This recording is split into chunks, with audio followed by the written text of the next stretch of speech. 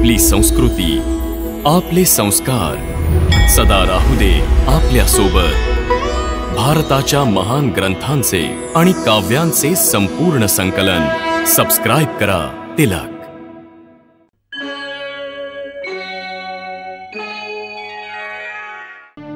हे कृष्ण, तू म्हणतोयस की स्थितप्रज्ञ बनण्यासाठी मनाच्या दिव्याची ज्योत स्थिर ठेवा, अर्थात मनाला इथे तिथे डोलू देऊ नका।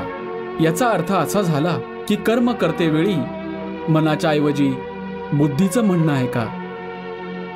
मनाला बुद्धीच्या ताब्यात ठेवा, असंच ना? नाही अर्जुना, केवळ बुद्धीवर विश्वास ठेवण्यात देखील धोका आहे। ते अशासाठी कारण विनाश काळ येताच मनुष्याची बुद्धी देखील भ्रष्ट होते। अर्थात जेव्हा विपरीत समय येतो तेव्हा मनुष्याची स्वतःची बुद्धीच त्याला चुकीच्या मार्गाने घेऊन जाते। हे मधुसूदन, मनुष्याने ना त्याच्या मनाच्या इच्छेनुसार काम करावं, न त्याने त्याच्या बुद्धीचा सल्ला मानावा, तर मग मनुष्याने बिचाऱ्याने करायचं तरी काय अशा वेळी? अशा स्थितीमध्ये आपल्या प्रवृत्तीच्या विरुद्ध कुणी कसं काय जीवन जगावं मग?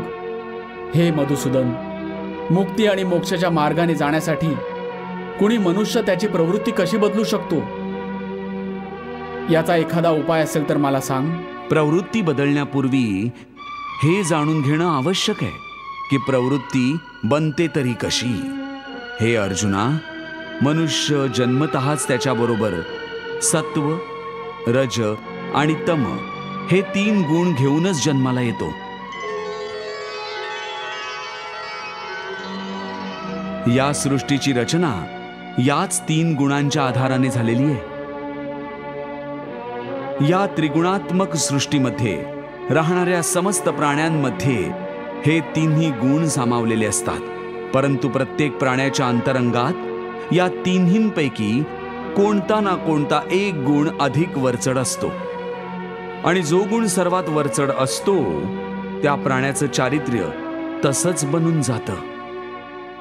रजोगुण वरचढ असेल तर पुरुषाला ऐश्वर्य, थाटमाट आणि राज्य कारभाराची आवड असते।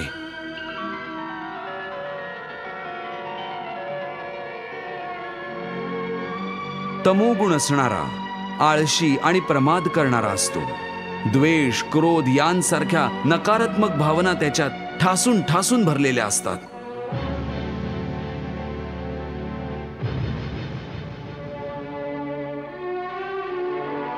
आणि सत्वगुण असणारा? सत्वगुणच उत्तम गुण आहे। सात्विक मनुष्य साधा आणि प्रामाणिक असतो। तसा तर प्रत्येक मनुष्याच्या स्वभावात हे 3ही गुण थोड्याफार मात्रेत असतातच, परंतु ज्या मनुष्यामध्ये जो गुण वरचढ असतो तो मनुष्य तसाच होतो।